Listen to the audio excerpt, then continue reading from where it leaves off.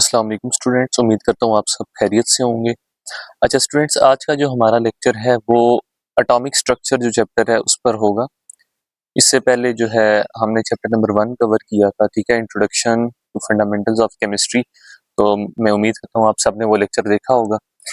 तो स्टूडेंट्स, ये जो लेक्चर है, इस लेक्चर को मैं बेसिकली 2 पार्ट्स में अपलोड करूँगा। जो फर्स्ट पार्ट होगा उसमें हम इसके कुछ कॉन्सेप्ट्स देखेंगे, और जो सेकंड पार्ट होगा उसमें हम लोग स्पेशल टेस्ट 2 जो आपका मैंने कंडक्ट किया था, तो उनके हम एमसीक्यूज को देखेंगे। तो स्टूडेंट्स, हम लोग स्टार्ट करते हैं, ठीक है, आज का लेक्चर।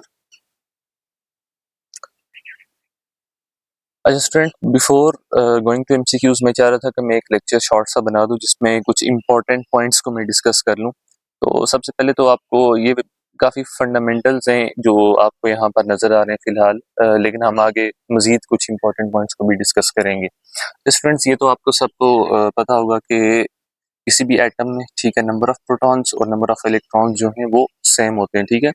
फिर इसी तरह से अगर मैं मैथ्स की बात करूं तो मैथ्स ऑफ प्रोटॉन और न्यूट्रॉन तो सेम होता है, लेकिन जो मैथ्स ऑफ प्रोटॉन है वो 1836 टाइम्स ग्रेटर होता है, ठीक है, मैस ऑफ इलेक्ट्रॉन के। इस तरह चार्ज की अगर मैं बात करूं तो उसकी वैल्यू ये आपके सामने मेंशन है, ये आप नोट डाउन कर लें। इस तरह मैस ऑफ इलेक्ट्रॉन और प्रोटॉन और न्यूट्रॉन पे क्योंकि सेम है तो वो मेंशन है, ठीक है। अच्छा, ये मैंने क्यों लिखी है वैल्यूज, क्योंकि आपको अक्सर क्वेश्चन आ जाता है ई बाई एम वैल्यू से रिलेटेड, जिसको चार्ज बाय मास रेशियो कहते हैं, ठीक है। तो आपके पास चार्ज जो है मैंने उसकी वैल्यू लिख दी है, ठीक है। प्रोटॉन या इलेक्ट्रॉन का जो चार्ज होता है वो सेम होता है, सिर्फ प्लस या माइनस का डिफरेंस होता है। तो चार्ज टू मास रेशियो निकालते हुए हम प्लस या माइनस को नहीं देखते, तो वो ई की वैल्यू चाहे आप प्रोटॉन की निकालें चाहे इलेक्ट्रॉन की निकालें, वो ई की वैल्यू यही रहेगी, ठीक है। 1.6 multiply by 10 raise to the power -19 coulombs. अच्छा, मैथ्स की बात करें तो मैथ्स नीचे मेंशन है, इलेक्ट्रॉन का भी प्रोटॉन का भी। अब सिंपली ये वैल्यू सब्स्टिट्यूट करें तो आपके पास कूलम्स पर केजी में ई बाई एम वैल्यू आ जाएगी। अच्छा स्टूडेंट्स, इसमें जो है न्यूट्रॉन के क्योंकि चार्ज जीरो होगा तो उसकी ई बाई एम वैल्यू भी जो है वो जीरो होगी। आगे चलते हैं नेक्स्ट स्लाइड पे। अच्छा स्टूडेंट्स, इसमें मैंने एक आपको कंपैरिजन दिया हुआ है ई बाई एम वैल्यू का। इस तरह के भी क्वेश्चन आते हैं, तो मेरे से एक स्टूडेंट ने शेयर भी किया था, तो मैं चाह रहा था कि मैं इस ट्रिक को आपके साथ शेयर कर दूं। मेरे से एक स्टूडेंट ने क्वेश्चन किया था इसके बारे में। अच्छा स्टूडेंट्स, आप देखें इसमें ना एक He+ आयन है, ठीक है, हीलियम का आयन है, जिसने एक हीलियम का बेसिकली जो एटॉमिक नंबर होता है 2। तो जब इस पे चार्ज +1 इसका मतलब अब इसके पास एक इलेक्ट्रॉन बच गया, ठीक है। अच्छा, अब देखें इलेक्ट्रॉन के लिए ई बाई एम वैल्यू जो है वो मैंने simply E by M E लिख दी ना, इलेक्ट्रॉन का मैस एम ई मैंने डिनोट किया इसको। अच्छा, हीलियम की मैं बात करूं तो ई बाई एम एच मैंने लिख दिया हीलियम आयन के लिए। अब इसमें अगर मैं हीलियम आयन की बात करूं तो उसका चार्ज तो ई ही रहा है, ठीक है, +1 ई चार्ज है, लेकिन जो है ना उसका मैस मैस जो होगा वो हम एटॉमिक मैस को देखते हैं सम ऑफ प्रोटॉन्स और न्यूट्रॉन्स। तो 2 इसमें प्रोटॉन्स होते हैं और 2 न्यूट्रॉन्स होते हैं, ठीक है। आपको राइट साइड पे जो है, अगर मैं आपको दिखाऊं,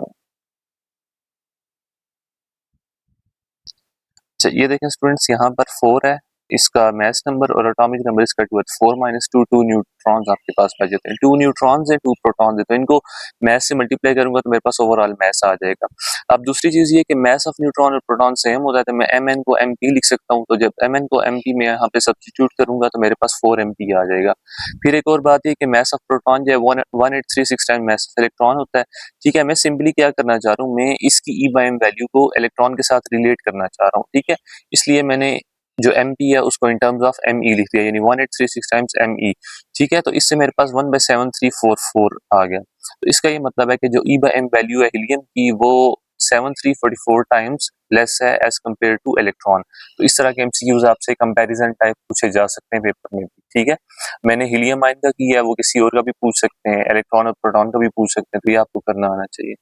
तो स्टूडेंट्स, यहाँ पर इलेक्ट्रॉनिक कन्फिगरेशन से रिलेटेड आपको जो है नजर आ रहे हैं। अब इलेक्ट्रॉनिक कन्फिगरेशन से रिलेटेड ये जो चार्ट है आपने काफी दफा देखा होगा, इस तरह से ये बनाते हैं। तो अगर आप ये सिंपली ड्रॉ कर लें यानी और इनको एरोस लगा लें तो आपको इलेक्ट्रॉनिक कन्फिगरेशन में मसला नहीं होगा। ये सिंपली लोअर एनर्जी से हायर एनर्जी की तरफ हम शिफ्ट हो रहे हैं, ठीक है। तो इसमें सिंपली आपने एस के लिए करना है 1 से 8 तक, ठीक है, नॉर्मली। पी के लिए 2 से 7 तक, 3 से 6 तक जो है वो, डी के लिए इस तरफ 4 5। सिंपली आपने एक टॉप से कम कर दिया, एक बॉटम से कम कर दिया, ठीक है। तो ये आपने इस तरह से ड्रॉ करके फिर आपने डायगोनली एरोज लगा लेने हैं, ठीक है। तो ये एरोज को आपने फॉलो करते जाना है, यहाँ से आपने स्टार्ट होना है, आगे आपने प्रोसीड करना है। तो अगर ये आप बना लेते तो आपको इलेक्ट्रॉनिक कॉन्फ़िगरेशन में इंशाल्लाह कोई इशू नहीं होगा। अच्छा स्टूडेंट्स, यहाँ पर एक मैं पॉइंट डिस्कस करना चाहूँगा कि आपके पास जो है ये क्वेश्चन आ सकता है आपको कि या पूछा जा सकता है कि आपके पास 2p तो होता है, ठीक है, लेकिन 1p नहीं होता। बिल्कुल इस तरह 3d तो होता है लेकिन 2d और 1d नहीं होता।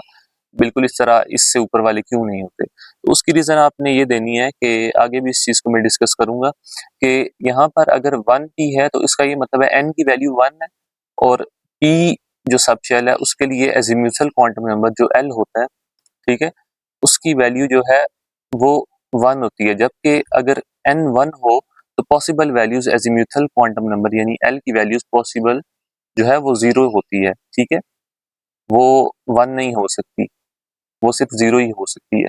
तो यही वजह है कि आपके पास जो है 1 p एग्जिस्ट नहीं करता क्योंकि n इज़ इक्वल टू 1 है, तो n इज़ इक्वल टू 1 के लिए l 0 ही हो सकता है, ठीक है? 1s तो एग्जिस्ट कर सकता है, लेकिन p, d और f 1 के साथ एग्जिस्ट नहीं कर सकते, ठीक है? क्योंकि n की वैल्यू जब 1 होती है तो उसके लिए l की वैल्यू 0 पॉसिबल है। बिल्कुल इसी तरह n की वैल्यू अगर 2 होती है तो उसके लिए भी पॉसिबल वैल्यूज़ ऑफ l जो है वो 0 और 1 है, ठीक है? 1 0 से लेकर n-1 तक जो है वो एल की वैल्यूज पॉसिबल होती हैं, ठीक है। दूसरा तरीका इसको आसानी से याद रखने का ये है कि आप सिंपली ये देख सकते हैं कि ये इस चीज को फॉलो करेगा। 2 दफा स्कूल आएगा, फिर 2 दफा पब्लिक स्कूल आएगा, फिर 2 दफा ये इसी तरह ये 2 लफ्ज आएंगे, ठीक है। तो ये देखें, school school public school public school division public school division public school federal division public school federal division public school. तो ये भी एक क्विक तरीका है इसको देखने का, ठीक है। अच्छा आगे चलते हैं। Quantum numbers, quantum numbers basically आपको क्या बताते हैं? किसी भी इलेक्ट्रॉन की एनर्जी के बारे में इंफॉर्मेशन देते हैं, उसकी पोजीशन या ओरिएंटेशन वगैरह के बारे में आपको बताते हैं। अच्छा प्रिंसिपल और एक और डिफाइन इस तरह भी किया जाता है कि जो श्रोडिंगर वेव इक्वेशन है उसको उसका जो सोल्यूशन आपको देते हैं, ठीक है। तो इसमें मेनली 4 आ जाते हैं। हम सबसे पहले फर्स्ट वन को डिस्कस करते हैं, प्रिंसिपल क्वांटम नंबर। ये आपको सिंपली क्या बताता है कि आपको इलेक्ट्रॉन जो है, आपका इलेक्ट्रॉन वो किस शेल में है, ठीक है। आपको एक तरह का डिस्टेंस बताता है इलेक्ट्रॉन का फ्रॉम द न्यूक्लियस, यानी पहले शेल में है, दूसरे में है, तीसरे में है, चौथे में है। जैसे 2s है, अगर इसका मतलब आपका n की वैल्यू क्या है 2, ठीक है। बिल्कुल इस तरह 1s है, इसका मतलब वो n की वैल्यू क्या है उसके अंदर 1 है, यानी कि वो पहले शेल k के अंदर है, ठीक है। k l m n 4 होते हैं, तो उनके लिए जो है आपकी n की वैल्यूज 1 2 3 4 होती हैं, ठीक है। जब आप इलेक्ट्रॉनिक कॉन्फ़िगरेशन करते हैं उसमें 1s2 2s2 3s2 जो आप लिखते हैं, जो स्टार्ट में नंबर आ रहा होता है 1s के साथ 1, 2s के साथ 2, 3s इसी तरह 3, इसका मतलब ये जो स्टार्ट में 1 2 या 3 आ रहा है ये आपको शेल नंबर बता रहा है कि वो k में है, l में है या m में है, ठीक है। अगर 1 है तो वो k में है, 3 है तो m में है। इस तरह आप उसको आइडेंटिफाई कर सकते हैं कि वो किस शेल में है। तो बेसिकली प्रिंसिपल क्वांटम नंबर आपका शेल के साथ जो है वो रिलेट करता है, आपको शेल की इंफॉर्मेशन देता है, ठीक है। ग्रेटर n का मतलब होता है हायर एनर्जी, ठीक है।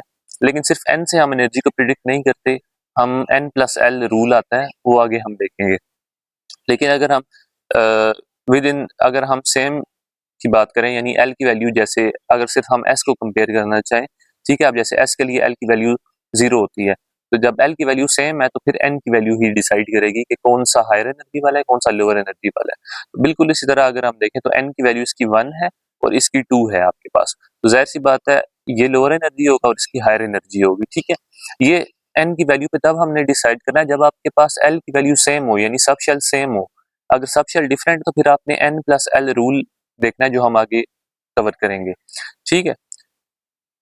अच्छा नेक्स्ट आता है एजीम्यूथल या angular momentum quantum number L से, जिसको हम रिप्रेजेंट करते हैं। ये आपको इंफॉर्मेशन देता है शेप ऑफ सबशेल के बारे में, और इसकी वैल्यूज मैंने पहले भी डिस्कस किया था कि एल की वैल्यू 0 से स्टार्ट होती है किसी भी जो है वो सबशेल के लिए, ठीक है। 0 से स्टार्ट होती हैं और n-1 तक जाती हैं। अगर आपके पास जो है n की वैल्यू किसी सबशेल के लिए वो 1 है तो उसके लिए पॉसिबल l की वैल्यू सिर्फ 0 होगी। अगर n की वैल्यू 3 है तो 0 से आपने स्टार्ट होना है और n-1 यानी इससे एक कम n3 या 2 तक आपने जाना है, तो 0 1 2 इसके लिए पॉसिबल वैल्यूज होंगी, ठीक है। और अगर मैं सबशेल्स की बात करूँ एसपीडीएफ जनरली, तो उसके लिए वैल्यूज होती हैं 0 1 2 3, ठीक है। एस के लिए 0, पी के लिए 1, डी के लिए 2 और एफ के लिए 3। अच्छा आगे एक फार्मूला आता है आपके पास जो है आपको बताता है कि इलेक्ट्रॉन्स इन शेल, ठीक है, आपने निकालने हों कि किसी भी आपके जो है वो यहाँ पर शेल नहीं होगा स्टूडेंट, यहाँ पे सब शेल होगा, ठीक है। 2 इंटू 2l+1, इसमें सिंपली आप सब्सटीट्यूट करें तो आपके पास number of electrons in any sub shell आ जाता है, ठीक है। मिसाल के तौर पर ये एग्जांपल दी है, p के लिए l की वैल्यू 1 होती है, यहाँ पर आप 1 पुट करेंगे तो आपके पास 6 इलेक्ट्रॉन्स आ जाएंगे, ठीक है। इस तरह आप बाकी सब शेल्स के लिए s के लिए इधर 0 पुट करेंगे, d के लिए इधर 2 पुट करेंगे, f के लिए इधर आप 3 पुट करेंगे तो आपके पास जो है नंबर ऑफ इलेक्ट्रॉन इन सब शेल आ जाता है। अगर आपने शेल में फाइंड करने के कितने इलेक्ट्रॉन्स होते हैं उसके लिए 2n² यूज करते हैं, n जिसमें प्रिंसिपल क्वांटम नंबर होता है जो हमने पिछली स्लाइड में देखा था। आगे मैग्नेटिक क्वांटम नंबर आता है, ये आपको ओरिएंटेशन ऑफ ऑर्बिटल बताता है, ठीक है। अच्छा, इसमें अगर आप देखें तो आपके पास जो है L की वैल्यू से आप M की वैल्यू भी निकाल सकते हैं। किस तरह से कि अगर L की वैल्यू 2 है, आपने 0 से स्टार्ट होना है और उस 2 तक जाना है। सिर्फ आपने ये करना है कि आप एक प्लस के साथ लिखना है और एक माइनस के साथ लिखना है, ठीक है। 0 से लेकर प्लस L माइनस L, यानी L2 है 0 प्लस -1 प्लस -2, तो इस तरह से आपके पास 5 आ जाएंगे मैग्नेटिक क्वांटम नंबर की वैल्यूज, ठीक है। और ये मैग्नेटिक क्वांटम नंबर की वैल्यू जितनी भी आती है ये आपको नंबर ऑफ ऑर्बिटल्स देती हैं। इसके अलावा एक और शॉर्टकट तरीका, एक फार्मूला जो है नंबर ऑफ ऑर्बिटल्स निकालने का, वो 2l+1 है, ठीक है। नंबर ऑफ जो है इलेक्ट्रॉन्स इन सब शेल जो पिछली स्लाइड में देखा तो वो 2 इंटू 2l+1 था। अगर नंबर ऑफ ऑर्बिटल्स निकालने हैं तो 2l+1। यहाँ पर अगर आप मैं बात करूं f सब शेल की, तो f के लिए l की वैल्यू होती है 3, तो 3 2 6, 3 को 2 से मल्टीप्लाई करें 6 + 1 7, तो f के लिए 7 ऑर्बिटल्स आते हैं, ठीक है। बिल्कुल इसी तरह d के लिए अगर मैं बात करूं तो आपके पास l की वैल्यू जो है वो 2 होती है, तो 2 × 2 4 + 1 5, तो आपको यहाँ पर नजर आ रहा है कि इसके 5 ऑर्बिटल्स होते हैं, ठीक है। अच्छा, आगे spin quantum number. Spin quantum number आपको क्या बताता है कि इलेक्ट्रॉन जो है वो स्पिन किस डायरेक्शन में कर रहा है, यानी क्लॉकवाइज कर रहा है या एंटी क्लॉकवाइज कर रहा है। अगर क्लॉकवाइज कर रहा है तो इसकी वैल्यू प्लस के साथ आती है, और अगर एंटी क्लॉकवाइज है तो इसकी वैल्यू माइनस के साथ आती है। तो ये सिंपली आपको स्पिन की डायरेक्शन को बताता है, क्योंकि इलेक्ट्रॉन्स जस्ट रिवॉल्व नहीं करते बल्कि अपने ही एक्सिस के अराउंड जो है वो स्पिन भी करते हैं, तो ये आपको उस चीज के बारे में बताता है, ठीक है। बाकी शेप ऑफ ऑर्बिटल्स के बारे में आपको ये इन्फॉर्मेशन दी हुई है, ठीक है। आपके पास जो है वो एस की शेप जो होती है वो स्फेरिकल होती है, पी की डम्बेल होती है, ठीक है, और इसकी कॉम्प्लेक्स शेप्स फिर आ जाती हैं। अच्छा, यहाँ पर इस स्लाइड में मैंने इन चीज़ों को समराइज किया हुआ है। डिफरेंट आपके पास n की वैल्यूज दी हैं, उनके corresponding possible azimuthal quantum number l की वैल्यूज, फिर उसी तरह m की और s की, और फिर नंबर ऑफ इलेक्ट्रॉन्स जो वो अकोमोडेट कर सकते हैं, ठीक है। नंबर ऑफ इलेक्ट्रॉन्स अकोमोडेटेड अगर आपने शेल में निकालने हैं तो 2n² फार्मूला होता है, सब शेल में अगर निकालने हैं तो 2 × 2l+1 होता है। नंबर ऑफ ऑर्बिटल्स की अगर मैं बात करूं तो उनका फार्मूला हमने देखा था 2l+1, ठीक है। और एक और जो मेन चीज मैंने बताई थी कि अगर n की वैल्यू 1 है तो पॉसिबल जो वैल्यूज हैं l की वो 0 है, ठीक है। तो अब k की अगर मैं बात करूं तो k जो शेल होता है उसमें एक ही सब शेल आता है s। इस तरह n की वैल्यू जितनी होती है ना उतने ही उसके अंदर सब शेल होते हैं। अगर 2n की वैल्यू है तो उसके अंदर 2 सब शेल होंगे, 3 है तो 3 सब शेल होंगे, 4 है तो 4 सब शेल्स होंगे, ठीक है। अब सब शेल के लिए मैंने आपको ऑलरेडी बताया था, s के लिए 0, p के लिए 1, और इस तरह d के लिए 2, f के लिए 3। तो इस तरह से आप देख सकते हैं और इनकी बेस पे आप मैग्नेटिक क्वांटम नंबर और स्पिन क्वांटम नंबर्स भी देख सकते हैं। स्टूडेंट्स, आगे आपके पास प्रिंसिपल्स आ जाते हैं कुछ, जिनको आप फॉलो करते हैं इलेक्ट्रॉनिक कॉन्फ़िगरेशन करते हुए। सबसे पहले ऑफ-पास प्रिंसिपल, इसका मैंने पहले भी जिक्र किया था कि हम सिंपली n से प्रिडिक्ट नहीं कर सकते। अगर आपके पास सेम सब शेल है फिर तो आपको n बता देता है कि कौन सा लोअर एनर्जी का, जिसकी n की वैल्यू लोअर है वो लोअर एनर्जी का वो पहले फिल होता है, फिर हायर एनर्जी वाला बाद में फिल होता है। लेकिन अगर डिफरेंट सब शेल्स का कंपैरिजन करना हो तो बेहतर यही है कि आप n+l रूल को फॉलो करें, इसमें आप गलती का चांस नहीं होता। तो आपने जब भी एनर्जी का पूछा जाए तो आपने एनर्जी जो है वो n+l से निकालनी है। मिसाल के तौर पर अगर यहाँ पर एक एग्जांपल दी है, अगर दो सब शेल्स की सेम आ जाती है n+l की वैल्यू, तो फिर जिसकी n की वैल्यू लोअर है ना वो आपने उसकी एनर्जी लोअर होगी, यानी वो पहले फिल होगा, ठीक है। अब जैसे 2p है तो 2 इसकी n की वैल्यू है, ठीक है, और p के लिए आपके पास l की वैल्यू होती है 1, ठीक है, तो इसका आंसर 3 आ जाएगा। इस तरह 3s के लिए n की वैल्यू 3 है और s सब शेल के लिए l की वैल्यू 0, तो इसका भी आंसर 3 आ जाता है। तो अब आपने कैसे डिसाइड करना है कि किसकी एनर्जी कम है, यानी कौन सा पहले फिल होगा, जिसकी n की वैल्यू लोअर है, ठीक है। n की वैल्यू लोअर आपके पास इसकी है ना 2p की, 2p आपका पहले फिल होगा। तो ये ऑफ बॉक्स प्रिंसिपल सिंपली ये है कि आपने इलेक्ट्रॉन्स को फिल करना है इंक्रीजिंग एनर्जी में, यानी पहले जिनकी एनर्जी लोअर है वो फिल होंगे, फिर हायर एनर्जी वाले फिल होंगे। अच्छा, इसके बाद आपके पास आता है पॉलीज एक्सक्लूजन प्रिंसिपल।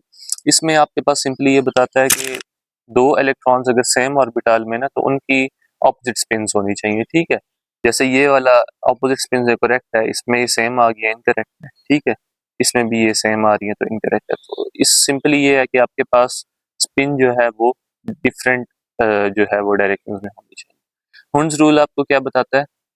हुंस रूल आपको ये बताता है कि आपने जब फिलिंग करनी है, ठीक है, किसी भी ऑर्बिटल की इलेक्ट्रॉन्स के साथ, तो आपने सिंपली ये करना है कि आपने पहले उनको सिंगल सिंगल फिल करना है और फिर उसके बाद डबल फिल करना शुरू करना है। एग्जांपल में अगर आप देखें, ठीक है, तो आपने नाइट्रोजन है, ठीक है, उसके वैल्यू आपके पास 7 होती है एटॉमिक नंबर की, तो ये तो आपने सिंपली ये फिल कर दी है, ठीक है, दो दो। अब यहाँ पर अगर हम देखें तो आपने इसको सिंगली फिल किया है, ठीक है, आपने ये नहीं किया कि इसको खाली करके इसको यहाँ पर लिया है, तो वो हुंस रूल को डिसोबे करेगा, ठीक है। हुंस रूल क्या कहता है कि पहले आपने सिंगली उनको ऑक्यूपाई करना है हर एक को। जब ये सारे सिंगली ऑक्यूपाई हो जाएंगे, फिर आप अगर आपके पास इलेक्ट्रॉन्स बच रहे हैं, फिर आपने इनको डाउनवर्ड स्पिन के साथ ऑपोजिट स्पिन के साथ फिल करते जाना है, ठीक है। अब जैसे नाइट्रोजन 7 है, ऑक्सीजन 8 है, यानी एक ज्यादा आ गया। अब 1+1 हो गया, तो इसका मतलब यहाँ पर एक इलेक्ट्रॉन और है, तो वो हम इसको फिल कर देंगे। अगर एक और आ जाता फिर इसको कर देते, एक और आ जाता फिर इसको कर देते, ठीक है। ये नहीं करना कि ये बिल्कुल खाली है और इसको आपने यहाँ पे जैसे ये है, अगर ये बिल्कुल खाली छोड़ दें और इसको उठा के इधर ले आए, ठीक है, तो वो गलत हो जाएगा। तो इस तरह से आपने जो है वो देखना है उन स्कूल को। तो स्टूडेंट्स, आज का लेक्चर हम यहाँ पे कंक्लूड करते हैं। मैं इसका पार्ट बी अपलोड करूंगा, उसमें हम लोग इंशाल्लाह एमसीक्यूज को देखेंगे।